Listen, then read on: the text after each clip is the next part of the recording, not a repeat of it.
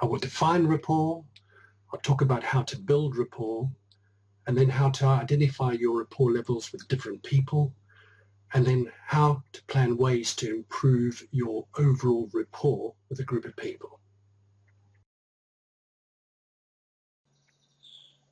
What is rapport? A close and harmonious relationship in which the people or groups concerned understand each other's feelings or ideas and communicate well. Mind Tools is a great free resource that's available on iPads and iPhones and via the web. They define how to build rapport as using those 5 key areas. First of all, finding the common ground, finding out what you have in common with the other person. And it could be social, it could be sport, it could be something that gets the two of you talking. Because as soon as you can start to talk on any level, it will then be able to be taken to other parts of what you're trying to deal with.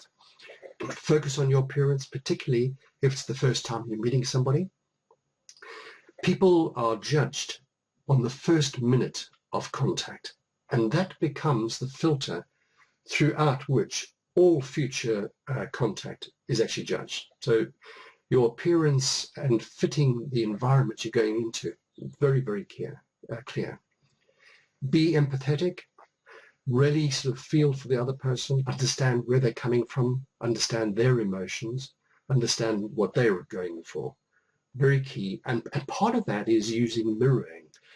So if you are dealing with somebody, particularly if you are dealing with somebody who's gone through a fairly traumatic experience, it could be in one of the factories or some bad situation, the mirroring is if they're feeling sort of a little bit sort of unsure of themselves, tone down your behavior, fit your behavior to what you're hearing from the other side of the table. Mirror your voice tonality, match theirs. The way they're looking on the expression, match theirs. So if they're feeling sort of sad and worried, you smiling at the other side is going to be a bit of a mismatch. So be serious and match them. A part of the mirroring that you can use, particularly if you happen to be an extrovert and you're dealing with people that are fairly introverted, quite often the behavior of an extrovert can almost upset an introvert and not act as a means of actually bringing out information. So it's just tone down your behavior if you think it's going to be a barrier. And then sort of finally, don't forget the basics, shaking hands firmly, looking people in the eye, smiling, holding your head up and maintaining a good posture, asking open-ended questions, being sincere, facing the other person instead of looking at your computer screen or mobile device, staying in contact, all the basics. So those are sort of 5 sort of key areas that will help you to build your rapport. Now, this is how you build rapport with others, and there are these 5 levels, and level 5 is what we refer to as ritual cliche. This is small talk. Hello, how are you? Did you have a great weekend? And it's the starting point of any relationship. And it's during the starting point of ritual cliche that you could start to, discover common ground, things you have in common, things that are going to bring you sort of closer together. Moving up, start to share facts information, willingly sharing the facts information, but taking very little risk in the relationship. It's easy. You're just disclosing a whole lot of sort of facts and figures. Next step up is when you start to say, well, this is what I think. This is my view. This is my opinion. In my judgment, now you're starting to take risks. And in taking risks, you are able to build the rapport to a higher level. Go even higher to feelings and emotions. This is the point your relationship does take a big step up. When you feel relaxed, safe enough to disclose how you feel and share your inner emotions. And then finally, peak rapport. Peak rapport is when it's all come together. This is a level you don't have many people like this, and in fact you don't have to have all of your contacts at this level. Just a few would be very good. You share feelings, you share emotions, you share opinions and judgment.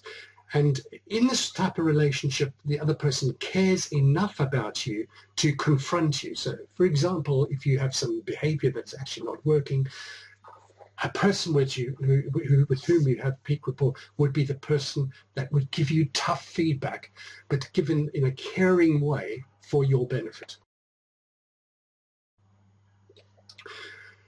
This is just an idea, and we've used something similar to this on projects, where we get people to sort of look at all the people they have to interact with and establish what level they are in terms of their rapport. So in my example there, I've put level of seniority sort of on the left-hand side, and then the different levels of rapport on the top.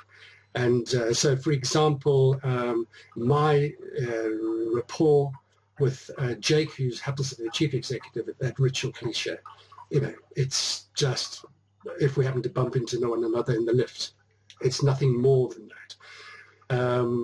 Fortunately, Elsa, my boss, I've got a really good relationship, and so that's great. My boss's boss, we're at ideas and judgment, and that's probably about right. I mean, I can give my opinions, she'll give her opinions, and we're in a good place. So what you do is you put all the key people that you interact with, just put it on a schedule like that. And the next step is to say, well, actually, what do you want to do in terms of a plan, a strategy, tactics to improve your rapport with the key players that you have? So I'll give you a couple of examples. So an example is Jake. There's a new project that I've just been put on. It's a real good opportunity to get to know the chief executive a little bit better. I'll use that opportunity to try and sort of move up to, ideally get to ideas and judgment. It's important for people's careers because it's not always your boss that has an impact on your career. It's your boss's boss and the top guys. You need to get known in order to get on in this world. I'll give you one more example. Nick is an important colleague. If, in all fairness, I mean, we just hardly spend any time with them. We work in a little bit of a siloed environment, but I think it's important that we get to know one another. So perhaps we should just go for a coffee and just a nice, relaxed get to know one another. And maybe out of that will come some ideas. So that's a good example of how you can put this into practice. So just to finally sum up, if you want to build rapport, always be yourself. Be yourself, be authentic, be sincere.